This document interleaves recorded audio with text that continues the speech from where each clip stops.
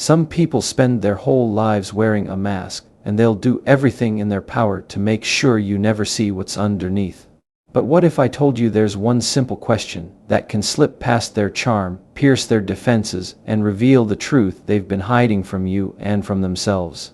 Today I'll share that question and the reason it changes everything. You know, one of the most unsettling things about dealing with certain people is realizing that the person you've been talking to might not actually be the person you're talking to. And I don't mean they're pretending to be someone else in a playful way or hiding a small part of themselves because they are shy.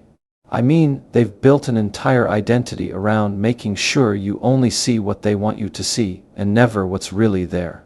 It's not obvious at first. In fact, that's part of what makes it so effective. When you meet them, they might seem confident, charming, even magnetic. They know how to say the right things at the right time, how to mirror your interests, how to make you feel like you're seen and understood. And in those first moments you think, wow, this person really gets me. But here's the truth, what you're seeing is not them, it's a mask.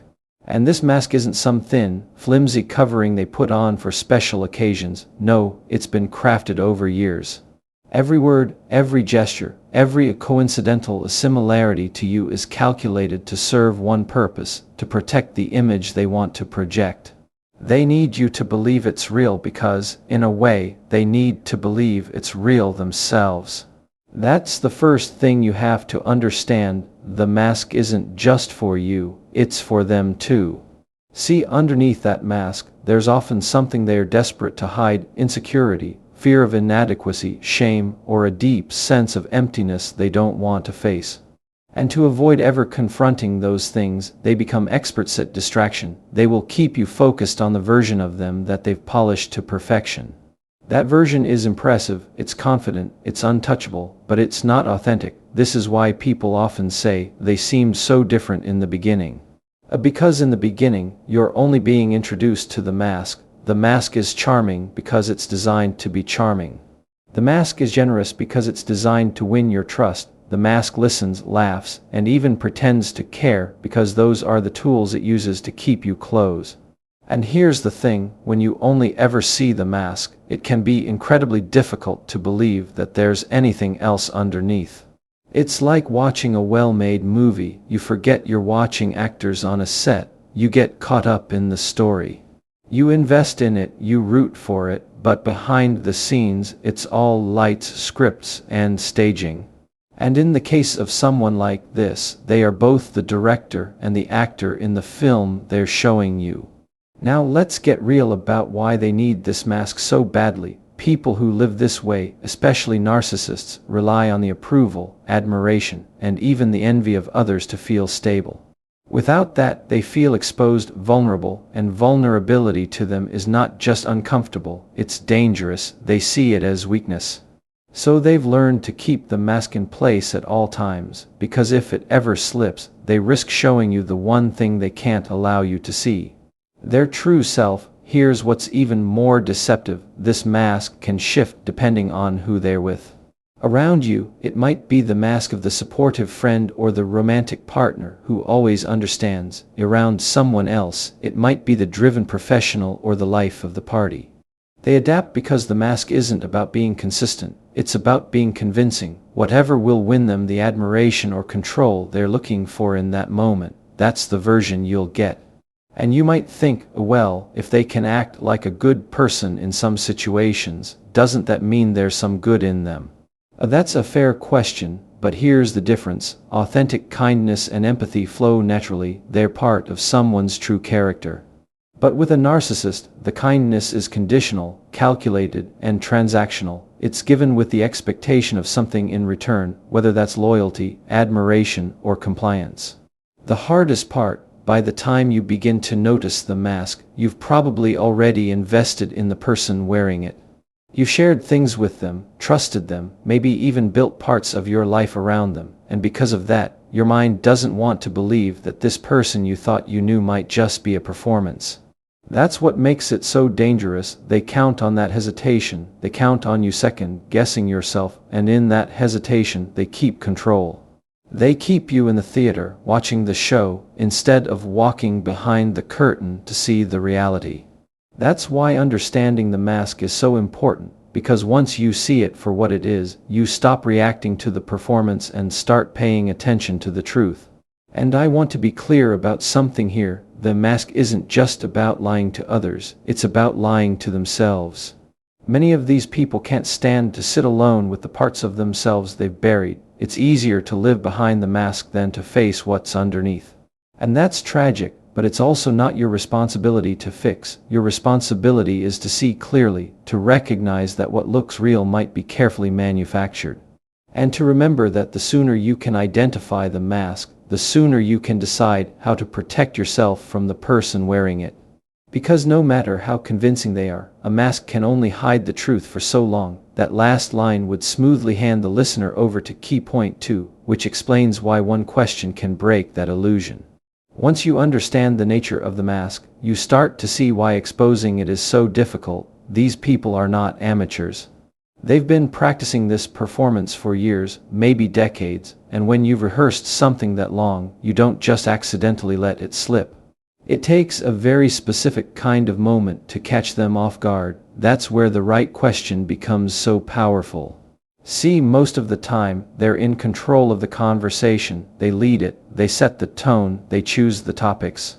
If they sense something is drifting toward a place they don't like, maybe a subject that makes them feel insecure or reminds them of something they want to avoid, they redirect it. They change the subject, they make a joke, or they suddenly have something urgent to do. That's not random. That's a survival strategy. They thrive on controlling the narrative, because the moment they lose control, they risk being seen. And that's why the right question matters. It's not about being clever, and it's definitely not about winning a debate. It's about creating a crack in the wall they've built, just long enough for the truth to peek through. The reason one question can do that is because it shifts the balance of power in the conversation. Instead of them controlling the flow, you take the wheel, but not by force. You do it by asking something that forces them into a space they don't like. Emotional honesty. Now, here's the tricky part. You can't just ask any question. If you ask something direct like, "Why are you lying to me?" or "Why are you manipulating me?" they'll see it coming from a mile away. That kind of confrontation activates their defenses instantly. You'll get deflection, you'll get counter-accusations, and you'll end up in a circular argument where nothing is resolved, and somehow, by the end, you're the one apologizing. You've probably seen that happen before, but when you ask the right kind of question, it feels disarming. They can't prepare for it, because it doesn't sound like an attack, but it still forces them into a corner. That's the beauty of it. This question doesn't just demand an answer, it demands a certain type of answer, one that requires empathy. And empathy is the one thing they can't fake convincingly for long. When you ask something that makes them step outside their own self-interest, even for a moment, the mask starts to slip. They might stumble over their words, give an oddly shallow response, or suddenly get irritated, and that's when you know you've touched the nerve they work so hard to hide. It's like pressing on a wall you didn't even realize was hollow. It sounds solid until you hit just the right spot, and then you can hear the emptiness behind it.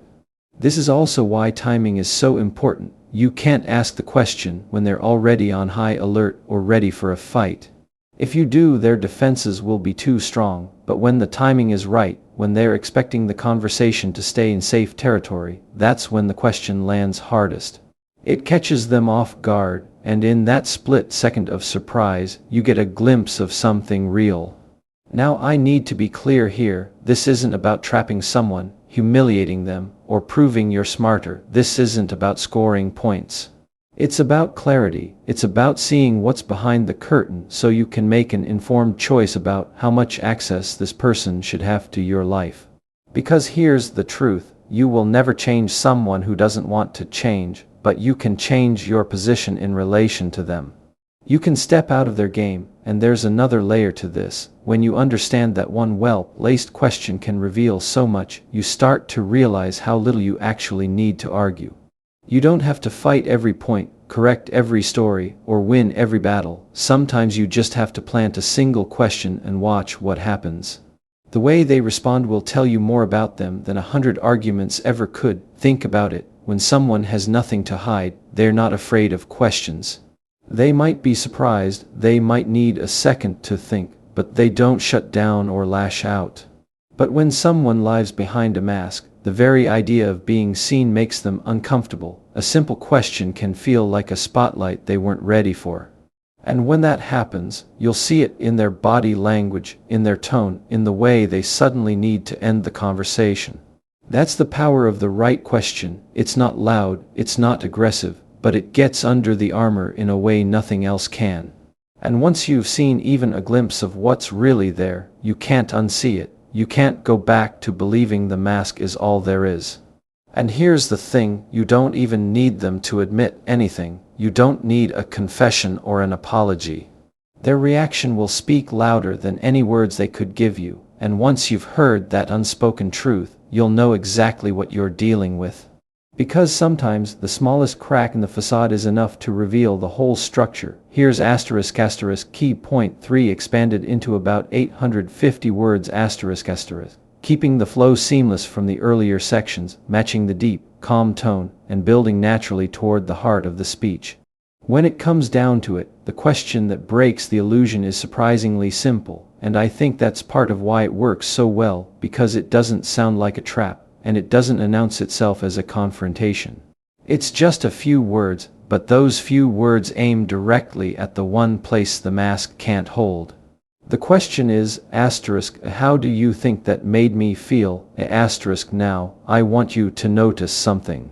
This question doesn't accuse, it doesn't label, it doesn't come with loaded language. You're not saying, you hurt me, or you were wrong, or that was selfish.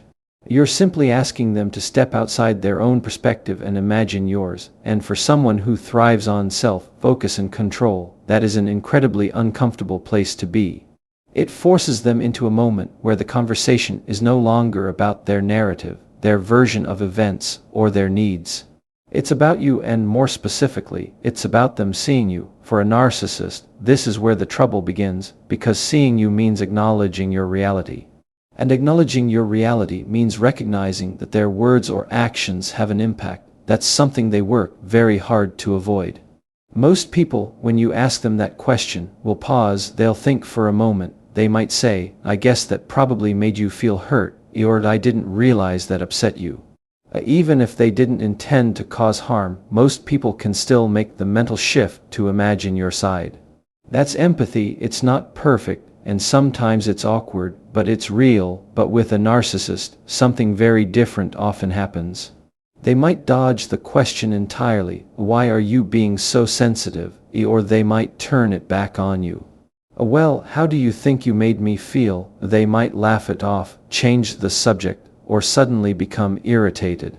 In some cases, they'll answer with something shallow, something that feels like a placeholder. I don't know, maybe you were annoyed.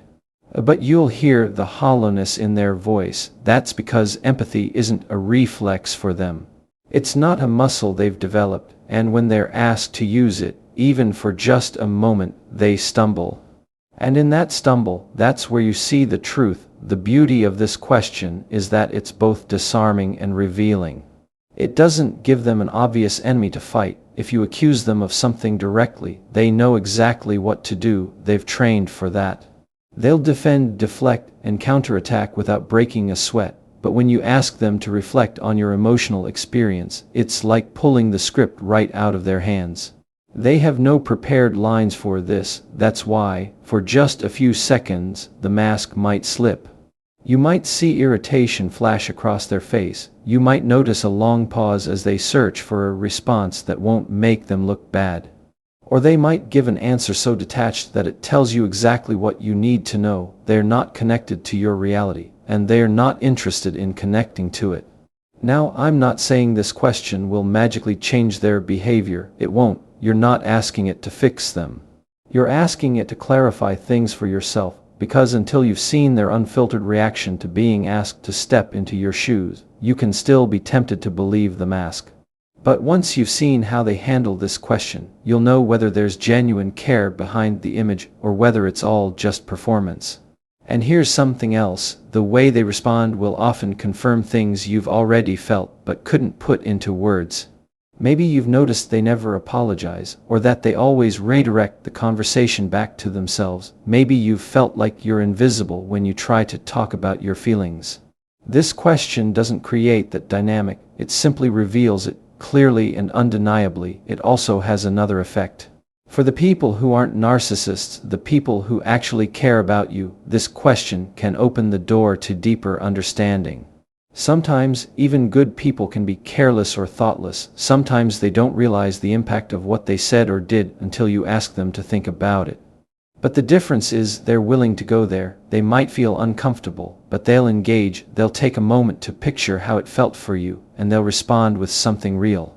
That contrast between someone who leans in and someone who shuts down is the whole point. It's not about provoking guilt, it's about measuring willingness, willingness to see you, willingness to acknowledge you, willingness to connect. And if they're unwilling, well, that tells you exactly what you're dealing with. It tells you that the person behind the mask isn't just hiding their flaws, they're protecting their right to never have to consider your feelings at all. And that is a truth worth knowing, because when you see that clearly, you stop wasting energy trying to get something from them that they're not capable of giving. You stop rehearsing the perfect words that might finally make them understand. You stop explaining the same hurt over and over, hoping this time will be different. You let go of the need for them to get it, because you already know they won't, and in that moment, something shifts. You're no longer playing the role they've written for you in their story. You're standing in your own story, with your own clarity, and your own choice about where to go from here. Because the way someone answers that one question will tell you more about who they are than 1,000 of their words ever could.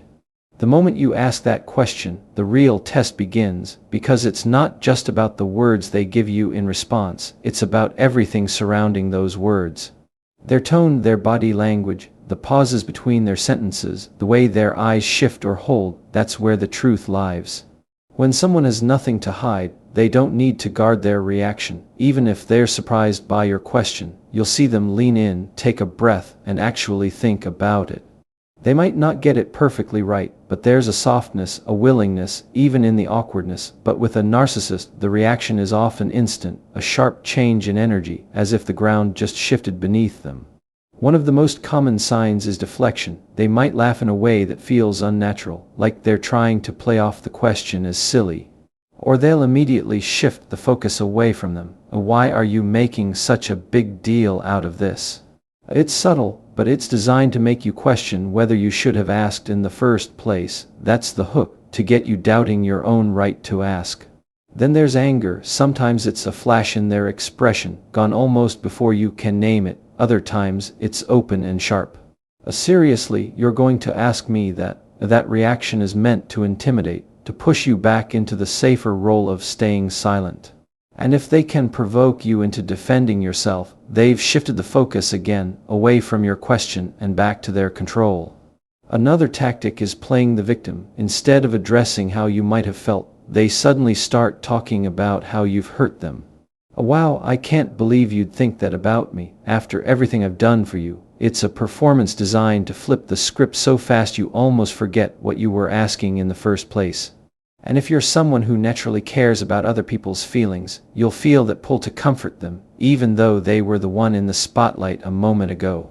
Some will give you the non-answer answer. They might say something vague like, "I'm sure you were fine," or "You're overthinking it." They're hoping that by giving a quick, dismissive response, you'll drop it, but notice how that answer doesn't actually acknowledge you at all. It's not rooted in understanding or connection, it's rooted in minimizing your experience, and sometimes the reaction is silence.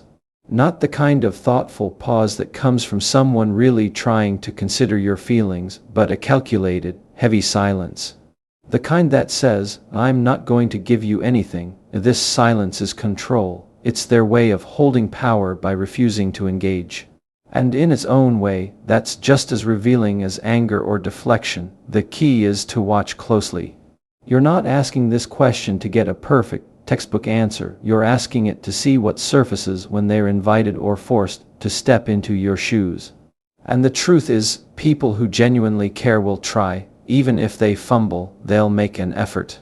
People who don't will find any way possible to avoid it. And here's where it gets personal. If you've been around this person for a long time, you might already recognize some of these patterns. You might be able to predict exactly which reaction they'll give you, because you've seen it before in different situations. But this time, it will feel different, because now you'll know exactly what that reaction means. You'll see it for what it is, instead of wondering if you're imagining things. This is where your clarity grows. You stop getting caught in the emotional whiplash of their reactions, because you're no longer just responding to the surface.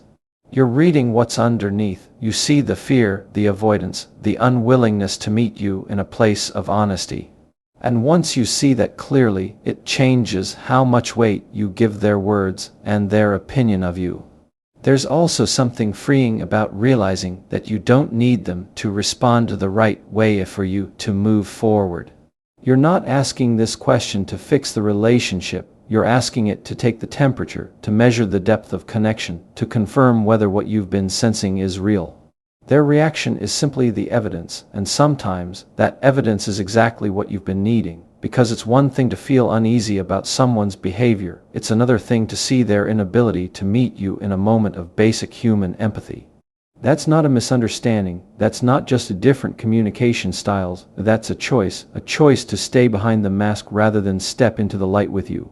It can be sobering, it can hurt, but it can also be the moment where you finally stop giving them the benefit of the doubt they've been living on. Because the person who values you, who sees you, will never make you feel like your feelings are a burden. They might not always get it right, but they will never punish you for asking to be understood, and the one who does punish you for it has just told you everything you need to know. Once you've asked the question and seen the reaction for what it is, the next step is just as important, maybe even more. Because this is where a lot of people slip back into old patterns. They see the truth, they feel the shift, and yet they let themselves get pulled back into the same dynamic because the pull of habit, hope, or history is strong. That's why protecting yourself after you ask is not just a good idea, it's essential. You have to understand, the moment you disrupt the pattern, even in a small way, the other person feels it. They can sense that something has shifted in you, and if they're used to having control, they will want it back. Sometimes they'll try to pull you in with anger or guilt, like we talked about earlier. Other times, they'll switch tactics completely. They'll turn on the charm again, soften their tone, maybe even give you just enough of what you were looking for to make you wonder if you were wrong about them. That's where it gets tricky, because if you're someone who sees the best in people, part of you will want to believe the softer side is the real them finally breaking through. You'll want to believe that maybe they just needed a little push to open up, but more often than not, that softness is just another layer of the mask, a way to draw you back in before you can take a step away. So protecting yourself after you ask means deciding in advance that the answer you saw or didn't see is enough. You don't need to keep testing them. You don't need to keep explaining. You don't need to replay the conversation over and over in your mind looking for proof that you misread it. The reaction you got is the reaction you got, and your job now is to hold on to that clarity.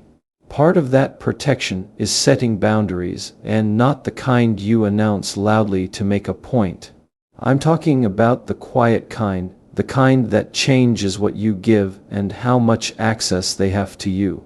That might mean pulling back emotionally, being more guarded with what you share, or limiting the time you spend with them. Boundaries don't have to be dramatic to be powerful. Sometimes, the strongest boundaries are invisible to the other person but unshakable in you. And yes, I know boundaries can feel unnatural at first, especially if you've been conditioned to put other people's comfort above your own. You might feel selfish, you might feel cold, but that's only because you've been trained, often subtly, to see self-protection as wrong. It's not wrong, it's healthy, it's necessary, and it's the only way to stop yourself from getting pulled back into the same exhausting cycle. Another piece of protecting yourself is resisting the temptation to affix them. You've seen the truth now, you've seen what happens when they are asked to meet you in a place of empathy. And if that moment didn't bring out something genuine, you have to accept that it's not your job to make it happen. People change when they decide to, not when you decide they should. And I get it, walking away from the hope of change can feel like giving up. But it's not giving up, It's letting go of something that's been holding you in place. It's freeing up your energy to invest in people who can and will meet you where you are. It's giving yourself permission to step out of a role you were never meant to play, the one where you keep holding the relationship together single-handedly. Sometimes protecting yourself also means preparing for the pushback, because when someone loses control over you, they'll notice, and depending on who they are, they might test your boundaries. They might push harder to see if you'll cave. That's when you have to stand firm, not by fighting, not by arguing, but by being consistent. They may not like your boundaries, but they will eventually learn that you mean them. The truth is, once you've asked that question and seen the mask slip, you can't go back to not knowing. The relationship will never feel the same, because your eyes are open now, and that's a good thing, even if it doesn't feel like it at first. That awareness is what allows you to make better choices for yourself going forward. It's what allows you to protect your peace, your energy, and your heart. And here's the part a lot of people miss. Protecting yourself isn't about building walls so high that no one can get in. It's about building gates that you control. You decide who comes close, who stays at a distance, and who doesn't get access at all. That's not cruelty, that's wisdom. You've already done the hard part. You faced the truth. You asked the question most people are too afraid to ask. You stood in the discomfort long enough to see what was real. Now your job is to honor what you saw, even if the other person never will. Because protecting yourself after that moment isn't just about keeping them from hurting you again. It's about making sure you never betray yourself again either. When you've walked through this process, when you've seen the mask, asked the question, read the reaction, and protected yourself, something happens inside you. There's a clarity that wasn't there before. A weight you didn't even realize you were carrying begins to lift, because you're no longer tangled in confusion. You're no longer wondering if it's you. You're no longer chasing answers in circles, and with that clarity comes something even more powerful: discernment. That's not just about spotting the wrong people. It's also about recognizing the right ones. When you've been around someone who withholds empathy, you become deeply aware of what it feels like when someone offers it freely.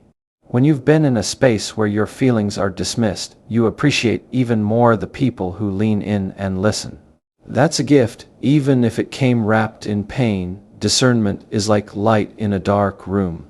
Once you turn it on, you start seeing things you couldn't see before, not just in others, but in yourself. You start noticing the places where you've ignored your own instincts, where you've silenced your own voice to keep the peace, where you've stayed too long because you wanted to believe the mask instead of facing the truth. And instead of shaming yourself for those moments, you begin to understand them. You see that they came from a good place, from wanting to love, to trust, to give the benefit of the doubt. Those are good qualities, they just need to be paired with wisdom. Wisdom says love is not blind, love sees clearly. It loves with open eyes, not with wishful thinking, and that's where the spiritual side of this comes in. Because there's a deep truth here: you were never meant to live in confusion. You were never meant to constantly second-guess yourself or fight to prove your worth to someone. You were created to walk in truth, and truth always brings peace, even if it's hard peace. That peace comes when you accept what you've seen and stop trying to rewrite it. It comes when you trust that you don't have to fix or change someone in order for your life to move forward. It comes when you realize that letting go of someone who refuses to see you is not a loss, it's a step toward freedom. Sometimes that freedom is quiet. It doesn't always come with big speeches or dramatic endings. It's the quiet decision to stop explaining yourself to someone who doesn't want to understand. It's the quiet choice to stop walking back into rooms where your heart isn't safe. It's the quiet courage to stand in the light of what you know and not apologize for seeing it. And when you live that way, something changes in your relationships. You start valuing the ones who show up for you without making you beg for it. You give your time to people who can meet you in honesty. You invest in connections that are built on mutual respect instead of one-sided effort. And slowly, the space that was once filled with constant tension begins to fill with something better: safety, trust, and peace. That doesn't mean you become cynical. It doesn't mean you close yourself off from everyone. It means you understand that not everyone deserves the same access to your heart. You can still be kind without being naive. You can still forgive without giving someone a second chance to harm you. You can still hope for the best in people while also preparing for the truth, and maybe most importantly, you learn to trust yourself again. Because when you've been around manipulation or emotional dishonesty for too long, you start to doubt your own perception. You start to question whether what you feel is valid. But once you've gone through this process, once you've asked the question, seen the reaction, and stood your ground, you start to believe yourself again.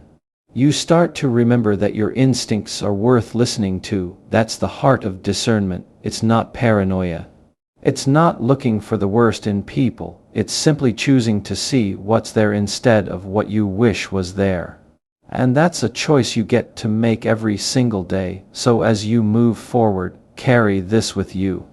You are allowed to see the truth. You are allowed to believe the truth. You are allowed to act on the truth. And you are allowed to guard your life with the wisdom that truth has given you, because once you've seen behind the mask, you'll never again settle for pretending it's real. Don't just hear this and walk away unchanged this week. Put it into practice, ask the question, watch the reaction. And when the truth shows itself, believe it, because the moment you stop negotiating with the mask is the moment you start living free.